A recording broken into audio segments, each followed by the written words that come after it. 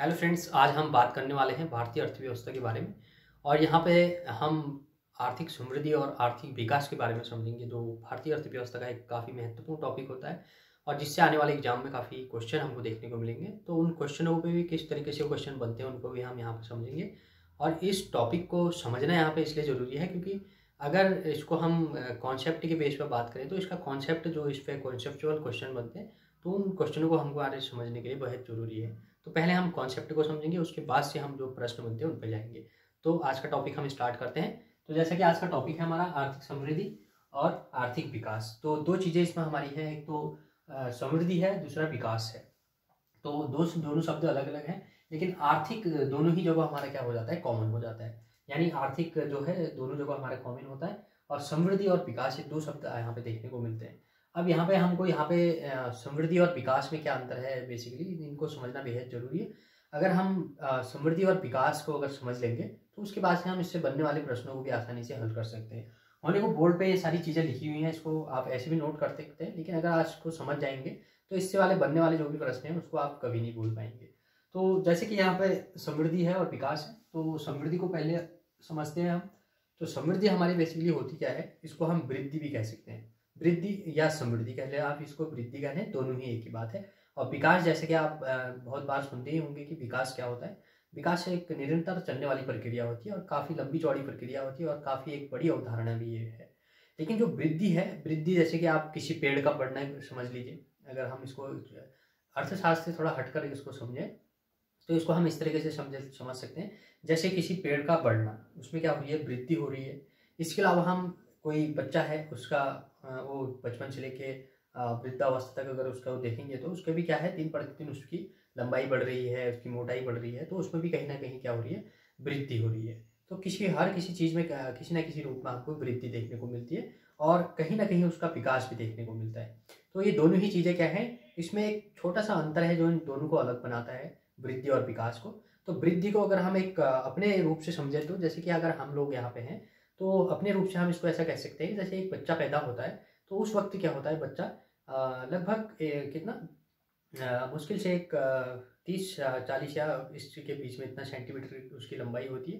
लेकिन धीरे धीरे क्या होती है कि लंबाई उसकी बढ़नी शुरू होती है और जैसे 1 साल 2 साल 3 साल ऐसे बढ़ता जाता है तो कहीं ना कहीं उसकी लंबाई काफ़ी ज़्यादा बढ़ चुकी होती है जब जब वो पैदा होता है।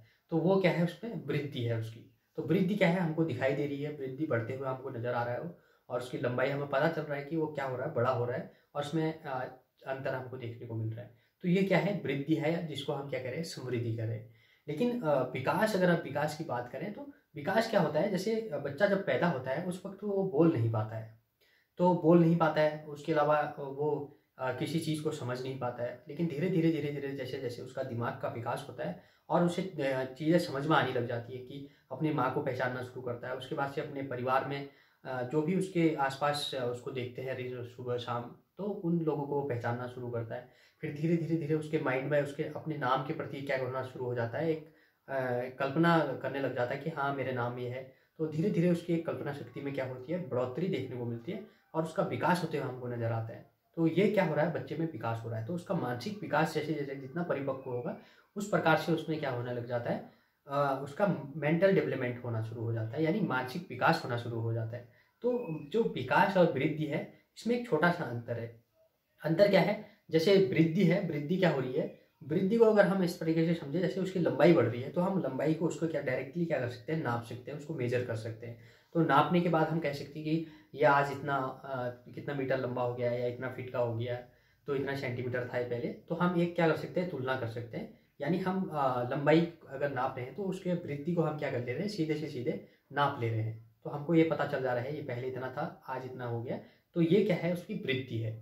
और विकास किस प्रकार से हम विकास को समझ रहे हैं, देखो विकास में क्या होता है, एक तो हमें ये पता चल रहा है सीधे से कि इसकी लंबाई बढ़ गई है, पहले ये पतला था अब मोटा हो गया है, पहले छोटा था अब क्या हो गया है, बड़ा हो गया है। और दूसरा हमें विकास में क्या पता चल रहा है, पहले इसे कुछ भी पता नहीं था, अपने माँ को नहीं पहचानता था, अपने आसपास जो अपने उसके जो पारिवारिक लोग थे उनको नहीं पहचानता था। लेकिन अब धीरे धीरे क्या हो गया, बच्चा अपने मम्मी को पहचानने लग गया, अपने पापा को पहचानने लग गया, फिर अपने भाई बहनों को पहचानने लग गया, अपने दादा दादी को पहचानने लग गया।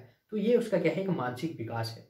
तो ये गुण उसमें क्या आ रहा है, पहचानने का जो गुण आ रहा है कि अपनी माँ को पहचानना, तो पहचान एक उसका क्या बोल रहा है, गुण का विकास होता है उसके अंतर्गत। तो ये विकास है, और ये प्रक्रिया निरंतर जितना वो बढ़ता जाएगा, जितना उसका मानसिक विकास होता जाएगा, तो उतना ही क्या हो जाएगा, ये गुण उसमें परिपक्व होता जाएगा समय के साथ। और दूसरा देखिए, जब बच्चा पैदा होता है उस वक्त क्या होता है, बच्चे में जैसे 200 बाद में क्या हो जाती है, हम लोगों में 206 हड्डियाँ रह जाती है। तो जब बच्चा पैदा होता है उस वक्त उसमें लगभग 300 के आसपास क्या होती है, हड्डियाँ होती हैं। लेकिन धीरे धीरे क्या होता है, जैसे जैसे बच्चा बढ़ता जाता है और हड्डियों में परिपक्वता आने लग जाती है और हड्डियाँ आपस में क्या होने लग जाती है, जुड़ने लग जाती है। और जब पैदा होता है तो बच्चा उस वक्त हड्डियाँ क्या होती है, काफ़ी फ्लेक्सिबल होती है, काफ़ी लचीली हड्डियाँ बच्चों की होती है। लेकिन धीरे धीरे जैसे उसका शारीरिक विकास होता है तो और उससे क्या होना शुरू हो जाती है, उसकी हड्डियाँ मजबूत होना शुरू हो जाती है। तो उसमें एक गुण का विकास होता है, एक गुण का डेवलपमेंट होता है, और धीरे धीरे वो गुण इतना परिपक्व हो जाता है कि एक दिन उसकी हड्डियाँ काफ़ी मजबूत हो जाती है। तो ये विकास और वृद्धि में क्या है, अंतर है। जो विकास है वो क्या है, जिसमें हम क्या कर पा रहे हैं, मात्रा को भी समझ पा रहे हैं, मेजरमेंट भी कर पा रहे हैं और गुण को भी ले रहे हैं। तो दोनों ही, जिसमें हम क्या नाप भी सकते हैं विकास को, और क्या कर सकते हैं, इधर उसके गुणों को भी के आधार पर भी हम देख सकते हैं। तो ये दोनों को मिला के अगर हम दोनों चीज़ों को मिला दें तो इसको हम विकास कहते हैं। और एक सिर्फ एक का एक, जैसे हम लंबाई को माप रहे हैं, वृद्धि को ही देख रहे हैं, तो ये क्या हो जाएगा, उसमें वृद्धि कहलाएगी। तो आर्थिक विकास और आर्थिक जो समृद्धि है, तो ये भी कुछ इसी प्रकार का एक कॉन्सेप्ट है जिसमें हम आर्थिक समृद्धि और आर्थिक विकास के बारे में बात कर रहे हैं। अब ये आर्थिक जो विकास है, तो ये आर्थिक रूप से बात हो रही है, अर्थव्यवस्था के हिसाब से बात हो रही है। और आर्थिक समृद्धि जो हो रही है, तो ये भी क्या हो रही है, हमारी अर्थव्यवस्था के हिसाब से हो रही है। अर्थव्यवस्था में कैसे वृद्धि हो रही है और अर्थव्यवस्था में कैसे विकास हो रहा है, तो इसी को यहाँ पर हमें समझना है। ये जो एग्जाम्पल हमने लिया इसीलिए लिया ताकि हम इस कॉन्सेप्ट को समझ सकें। तो इसको समझने से पहले हम इसको इस चित्र के माध्यम से समझते हैं। तो जैसा कि इस चित्र में आप देख सकते हैं, एक सर्कल हमारा बाहर है बड़ा वाला, और दो सर्कल इसके अंदर देख रहे हैं। तो एक सर्कल के अंदर आप देख सकते हैं कि मात्रात्मक लिखा हुआ है और दूसरे में हमने गुणात्मक लिखा हुआ है, और बाहर जो इस बड़ा वाला सर्कल है इसमें हमने विकास लिखा हुआ है। तो जो विकास एक अवधारणा है, विकास जो हो रहा है, तो विकास अर्थव्यवस्था का क्या है, एक बहुत बड़ी अवधारणा है, बहुत बड़ा क्या है, अवधारणा है, क्योंकि इसके अंदर हमारा मात्रात्मक और गुणात्मक दोनों चीजें आ जाती है। तो जो हमारी वृद्धि होती है वो केवल मात्रात्मक होती है। अब ये जो अंदर वाला हमारा सर्कल है क्या है, मात्रात्मक। जो वृद्धि को हम कह रहे हैं वो क्या है, मात्रात्मक है, केवल इसको नापा जा सकता है, देखा जा सकता है। इसको हम बता सकते हैं कि भाई उसकी लंबाई इतनी बढ़ गई है, वो आज कल इतना छोटा था आज इतना लंबा हो गया। पेड़ हमने कल लगाया था, आज कितना, कल हमने जब लगाया इतना छोटा था आज इतना बड़ा हो गया। तो पेड़ को हम क्या कर सकते हैं, उसकी जो लंबाई बढ़ रही है उसको वृद्धि कह रहे हैं। तो वही क्या है, वो मात्रात्मक होती है। तो आर्थिक समृद्धि भी क्या होती है, केवल मात्रात्मक होती है। जो अंदर वाला सर्कल मात्रात्मक है, इसको हम वृद्धि कहेंगे, ग्रोथ कहेंगे। तो ये केवल हमारी क्या होती है, मात्रात्मक होती है, जो आर्थिक समृद्धि होती है। अगर हम विकास की बात करें तो विकास में मात्रात्मक और गुणात्मक दोनों ही चीजें क्या हो जाती है, समाहित हो जाती है। इसमें मात्रा भी आ जाएगी, गुण भी आ जाएगा। तो जब हम मात्रा और गुण को अगर जोड़ दें तो उन दोनों को मिला के क्या बन जाएगा, हमारा विकास बन जाएगा। अब देखिए अर्थव्यवस्था को भी हम यहाँ पे समझेंगे। जैसे अर्थव्यवस्था में हम कुछ उदाहरणों को लेकर समझेंगे कि विकास किस प्रकार से अर्थव्यवस्था का होता है और वृद्धि कैसे अर्थव्यवस्था में होती है। तो उन दोनों चीजों को हमको यहाँ पे समझना है। तो जैसा कि यहाँ देख सकते हैं हम, ये आर्थिक वृद्धि या समृद्धि वाला है और इधर हमारा क्या है, आर्थिक विकास वाला टॉपिक है। तो सबसे पहले हम यहाँ पर आर्थिक समृद्धि को समझते हैं। अब समृद्धि का मतलब हमने बता दिया कि वृद्धि है, बढ़ना इसका मतलब है। जैसे इसमें केवल मात्रात्मक परिवर्तन होते हैं, समृद्धि में क्या होते हैं, केवल मात्रात्मक परिवर्तनों को लिया जाता है समृद्धि के अंतर्गत। तो जिसमें अगर केवल मात्रात्मक परिवर्तन होंगे उसको हम क्या कहेंगे, इसको हम कहेंगे आर्थिक समृद्धि। क्या कहेंगे इसको, आर्थिक समृद्धि। अब आर्थिक समृद्धि क्यों कह रहे हैं, क्योंकि जैसे इसमें किन चीज़ों को रखते हैं, तो अर्थव्यवस्था में हमारी बहुत सारी चीज़ें होती हैं। तो उसमें हमारे जैसे सकल घरेलू उत्पाद, अब सकल घरेलू उत्पाद जीडीपी हम इसको कह लेते हैं। तो जीडीपी क्या है, एक प्रकार की हमारी वृद्धि है। अब वृद्धि कैसे है, क्योंकि जो आर्थिक वृद्धि जो हम जीडीपी को देखते हैं इसमें, इसलिए यह सकल घरेलू उत्पाद को इसके अंतर्गत रखा गया है। क्योंकि जो अगर किसी देश की, जैसे हमारा भारत है, भारत देश की अगर अर्थव्यवस्था में क्या हो रही है, वृद्धि हो रही है। जैसे हम कह रहे हैं कि हमारी जो अर्थव्यवस्था, हमारी जीडीपी जो है उसमें कितना 6% की क्या हो गई है, वृद्धि हो गई है। तो हम डायरेक्टली अपनी जीडीपी को क्या कर रहे हैं, नाप दे रहे हैं, और हमको पता चल जा रहा है 6% इसमें क्या हो गया है, वृद्धि हो गई है।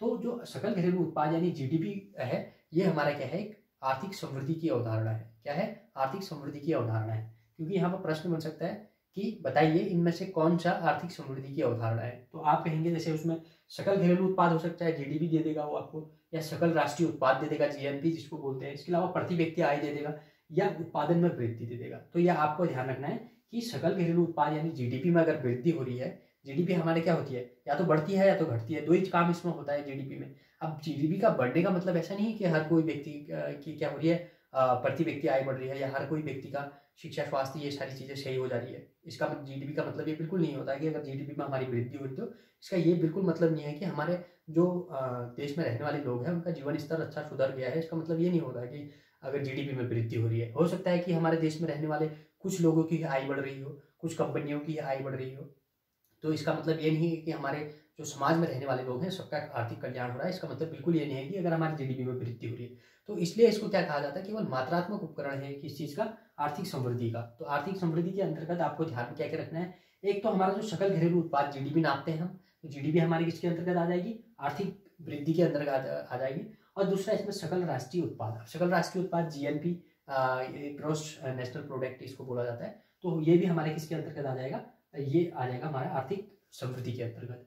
और तीसरा आ जाएगा इसमें प्रति व्यक्ति आय। अब प्रति व्यक्ति आय क्या होती है, जो हर रहने वाले हमारे भारत में रहने वाले लोगों की आय की बात होती है, वो कितना कमा रहे हैं, कैसा पैसा उनको महीने में आ रहा है या साल में उनकी इनकम कितनी है, तो उसी को हम क्या कहते हैं, प्रति व्यक्ति आय कहते हैं। तो प्रति व्यक्ति आय भी क्या है, क्योंकि प्रति व्यक्ति में या तो बढ़ोतरी होगी या उसमें क्या हो जाएगा, घट जाएगी या बढ़ जाएगी, तो इसलिए इसको हम एक इसको नाप सकते हैं प्रति व्यक्ति आय को। तो इसलिए ये भी क्या है, हमारी आर्थिक समृद्धि की अवधारणा है। क्या है, आर्थिक समृद्धि की अवधारणा है। दूसरा उत्पादन में वृद्धि, जैसे कोई अगर कोई कंपनी को लगा रहा है, उस कंपनी में पहले क्या होता था, उत्पादन बिल्कुल कम था, लेकिन धीरे धीरे समय के साथ वो बढ़ना लग गया है और बहुत ज़्यादा बढ़ गया है, तो उसको हम क्या कहेंगे, उत्पादन में वृद्धि कहेंगे। और ये उत्पादन में वृद्धि जो होगी हमारी किसके अंतर्गत आ जाएगी, आर्थिक समृद्धि की उसमें आ जाएगी। तो आपको यहाँ पर ध्यान में क्या रखना है, सकल घरेलू उत्पाद, सकल राष्ट्रीय उत्पाद, प्रति व्यक्ति आय और उत्पादन में वृद्धि, ये सारी चीज़ें हमारी क्या है, इसमें मात्रात्मक परिवर्तन होता है, क्योंकि इसमें मात्रा को हम बता रहे हैं। जैसे यहाँ पर हमने कहा कि हमारी जीडीपी 6% बढ़ गई है, वैसे हमने कहा है सकल राष्ट्रीय उत्पाद में अगर 7% वृद्धि हो गई है। और इसी के अलावा प्रति व्यक्ति आय में पिछले साल की बजाय कितना 6% वृद्धि हो गई है। उत्पादन में माना पिछले साल कितना 5% था, इस बार कितना 6% हो गया। तो ये हमारा क्या किस में आ जाएगा, ये हो जाएगी हमारी आर्थिक वृद्धि या आर्थिक समृद्धि। तो ये चीज़ आई थिंक आपको समझ में आ गया होगा। तो आपको ध्यान में क्या रखना है, यहाँ पे सकल घरेलू उत्पाद, सकल राष्ट्रीय उत्पाद, प्रति व्यक्ति आय और उत्पादन में वृद्धि, ये क्या आ जाएगा, हमारा आर्थिक समृद्धि के अंतर्गत आ जाएगा। अब आर्थिक विकास की बात करते हैं। आर्थिक विकास, जैसे हमने बताया कि विकास एक बहुत बड़ी अवधारणा है, जिसके अंतर्गत हम मात्रात्मक और गुणात्मक दोनों उपकरणों को क्या रख लेते हैं, इसके अंतर्गत आ जाते हैं। विकास के अंदर मात्रात्मक भी आ जाता है, गुणात्मक भी आ जाता है। अब विकास बहुत बड़ी अवधारणा है, क्योंकि इसमें मात्रा और गुण दोनों की बात हो रही है। जैसे यहाँ पर देख सकते हैं आप, इसमें मात्रात्मक एवं गुणात्मक परिवर्तन होते हैं, यानी मात्रा और गुण दोनों में ही क्या देखने को मिलता है, परिवर्तन मिलता है। एक तो देखो हम जिस चीज़ को माप दे रहे हैं, जैसे हमने अपनी जीडीपी में को नाप दिया, यहाँ पर हमने क्या करा कि सकल घरेलू उत्पाद हमें पता चल गया जीडीपी में इस बार हमारी 6% की कितनी हो गई, वृद्धि हो गई है। तो हमने ये तो कहा कि हाँ भाई 6% की वृद्धि हो गई है, और साथ में हमने ये भी देखा कि देखो जो हमारे 6% वृद्धि हुई है, क्या हमारे लोगों का जीवन में भी इतना फर्क पड़ा है कि 6% तो हमारी आर्थिक वृद्धि हो गई है, यानी जीडीपी में तो हमारा 6% का हमारा ग्रोथ हो चुका है, लेकिन जो हमारा समाज में रहने वाले लोग हैं, क्या उनके जीवन में भी सुधार आया है हमारी जीडीपी के साथ।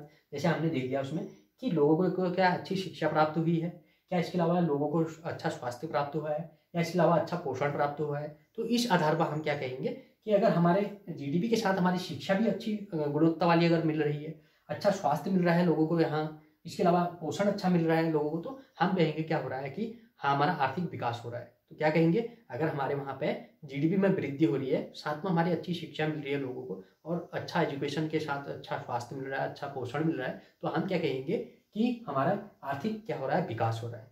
तो आई थिंक आप समझ गए होंगे कि अगर हमारे शिक्षा, स्वास्थ्य और पोषण जैसी चीज़ों में हमारी अगर क्या हो रही है, अच्छी गुणवत्ता वाली चीज़ें मिल रही है उनको, वृद्धि के साथ में उनकी जैसे प्रति व्यक्ति आय बढ़ रही है लोगों की, जीडीपी में वृद्धि हो रही है, इसके अलावा हमारा जीएनपी बढ़ रहा है, तो साथ में उसमें अच्छी एजुकेशन मिल रही है समाज को, अच्छा स्वास्थ्य मिल रहा है, अच्छा पोषण मिल रहा है, कोई भी व्यक्ति भूखा नहीं सो रहा है, तो हर किसी को खाने के लिए पर्याप्त मात्रा में अनाज मिल रहा है, भोजन मिल रहा है, तो हम क्या कहेंगे कि हमारा आर्थिक विकास हो रहा है। तो और दूसरा जो है, अब ये शिक्षा, स्वास्थ्य और पोषण की तो इसमें बात होती है विकास में, साथ में जो इसको एक मापने का तरीका है, जैसे हमने यहाँ पे किस लिए ले लिया, यहाँ पे सकल घरेलू उत्पाद को ले लिया, और दूसरा यहाँ पे सकल राष्ट्रीय उत्पाद ले लिया, प्रति व्यक्ति आय ले लिया और उत्पादन ले लिया। तो ऐसे ही इस पर यहाँ पे जो विकास को नापने का एक तरीका बनाया गया है, उस तरीके को हमको यहाँ पे क्या करना है, समझना है। देखो इसमें मापन का एक आधार है, इसको मापने का क्या है, एक इंडेक्स आता है जिसको हम क्या कहते हैं, मानव विकास सूचकांक। मेन हमारा मुद्दा यही है मानव विकास सूचकांकों को समझना।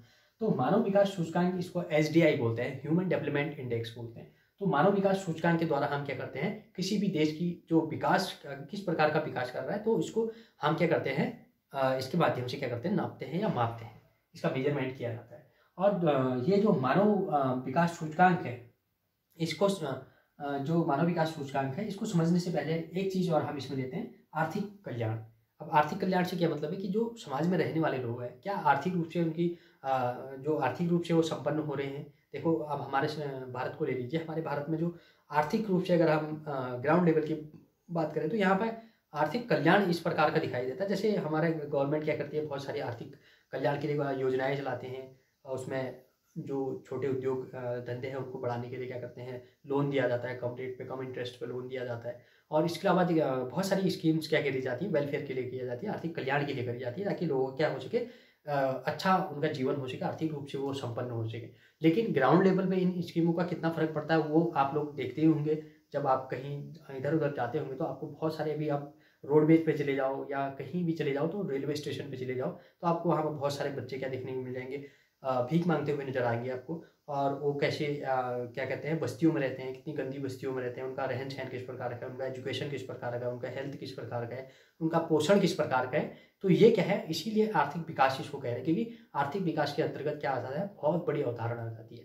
तो इस चीज़ को आपको ध्यान में रखना है कि आर्थिक कल्याण और मानव विकास सूचकांक क्या है, हमारे इस आर्थिक विकास को नापने के क्या है, एक उपकरण के रूप में कार्य करते हैं। जैसे यहाँ पर हमारा GDP है, इसके अलावा GNP है, और इसके अलावा प्रति व्यक्ति आय है, ये हमारे क्या है, आर्थिक वृद्धि को नापने के उपकरण है। उसी प्रकार से हमारे आर्थिक विकास को नापने का मानव विकास सूचकांक और आर्थिक कल्याण जैसी अवधारणाएं क्या हमारे, इसको नापने की एक विधि है। आप समझते हैं यहाँ पे मानव विकास सूचकांक। अब मानव विकास सूचकांक क्या है, इसको बोलते हैं ह्यूमन डेवलपमेंट इंडेक्स। तो ह्यूमन डेवलपमेंट इंडेक्स जो है, इसको जारी करता कौन है, देखो ह्यूमन जो डेवलपमेंट इंडेक्स है, इसको जारी करता है एक क्या है, एक संयुक्त राष्ट्र विकास कार्यक्रम। संयुक्त राष्ट्र विकास कार्यक्रम, आपने इसका नाम सुना होगा। ये हमारा एक UNO का क्या है, एक पार्ट है। अब ये इसको बोलते हैं UNDP। तो UNDP का क्या है, यूनाइटेड नेशन डेवलपमेंट प्रोग्राम। तो जो संयुक्त राष्ट्र संघ है, बहुत सारे देशों का मिलकर एक संघ बनाया गया है, तो उसको क्या कहते हैं हम, यूनाइटेड नेशन डेवलपमेंट प्रोग्राम, यानी संयुक्त राष्ट्र विकास कार्यक्रम। तो संयुक्त राष्ट्र विकास कार्यक्रम क्या करता है, इस मानव विकास सूचकांकों के क्या करता है, जारी करता है। ये हर साल जारी होता है। तो इसमें हर किसी देश की क्या बताई जाती है, आर्थिक विकास की स्थिति बताई जाती है, उस देश में किस प्रकार की आर्थिक दशाएं हैं, तो उनके बारे में बात होती है। तो इसको जारी करता है। अगर प्रश्न बनेगा कि मानव विकास सूचकांक को जारी कौन करता है, तो आप कहेंगे संयुक्त राष्ट्र विकास कार्यक्रम इसको जारी करता है, या UNDP इसको जारी करता है। और दूसरा, इसका निर्माण, यानी ये शुरुआत कब होती है, इसको निर्माण कह सकते हैं, या इसके अलावा आप इसको क्या कह सकते हैं, इसकी शुरुआत कह सकते हैं। शुरुआत कह सकते हैं, इसको क्या कह सकते हैं, शुरुआत कह लो या निर्माण कह लो। तो इसकी निर्माण या शुरुआत कब होती है, सन 1990 में इसकी शुरुआत होती है। 1990 में इसकी शुरुआत कौन करते हैं, महबूब उल हक। तो महबूब उल हक एक पाकिस्तानी अर्थशास्त्री हैं। ये जो महबूब उल हक है, पाकिस्तान के रहने वाले थे, और साथ में इनके मिलकर इन दोनों ने काम करा। दूसरे हमारे भारत के थे, एक अमर्त्य सेन, आपने इनका नाम सुना होगा, अमर्त्य सेन का। तो ये भारत के रहने वाले हैं, महबूब उल हक कहाँ के, पाकिस्तान के रहने वाले। तो ये दोनों ही अर्थशास्त्रियों ने मिलकर क्या करते हैं, ये सन 1990 में ये मानव विकास सूचकांक की अवधारणा को देते हैं। तो मानव विकास सूचकांक की अवधारणा कौन देते हैं, महबूब उल हक देते हैं, पाकिस्तान के रहने वाले, और साथ में अमर्त्य सेन, भारत के रहने वाले।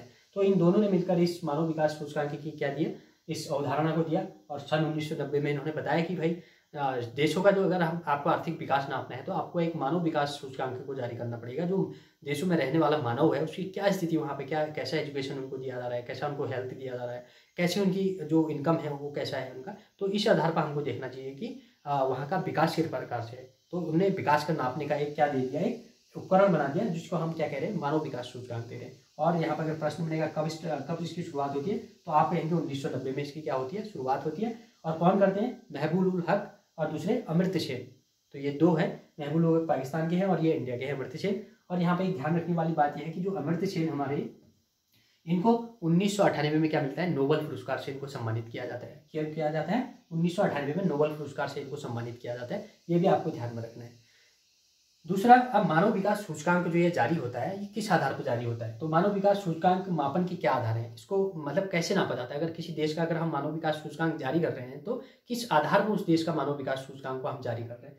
तो इसको हम बड़े आसानी से इस चित्र के माध्यम से समझेंगे। आपको भी ये चित्र बनाना है। तो जैसे कि आप ये चित्र देखें, इसमें तीन हमने क्या बना दिए हैं, तीन भाग इसके कर दिए हैं, एक भाग ये है, दूसरा ये है, तीसरा ये।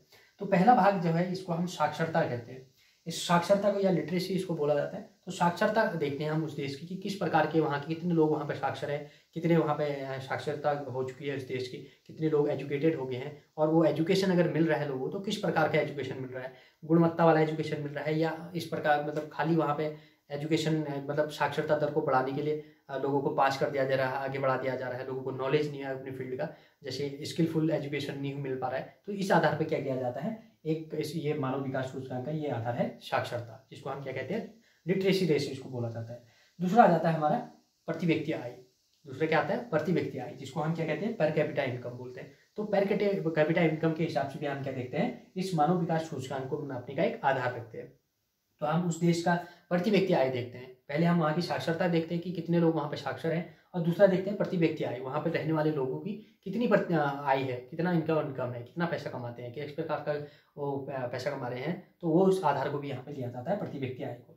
तीसरा यहाँ पर आ जाता है सबसे इंपॉर्टेंट चीज़, यह आता है हमारा जीवन प्रत्याशा। जीवन प्रत्याशा क्या है कि उस देश में रहने वाले लोगों की लाइफ कैसी है। अब लाइफ का क्या मतलब है, उसमें सभी चीज़ आ गई है, उसका हेल्थ कैसा है, कितना लॉन्ग लाइफ जी रहे हैं, मतलब जो हमारी जीवन प्रत्याशा जो होती है उसको हम क्या कहते हैं। जैसे अगर हम कोई बच्चा हमारे भारत में अगर पैदा हो रहा है तो जन्म से लेके कब तक वो अपनी जीवन को जी पा रहा है। जैसे हमारे भारत की जो जीवन प्रत्याशा रेट है वो लगभग 67 से 69 के आसपास है।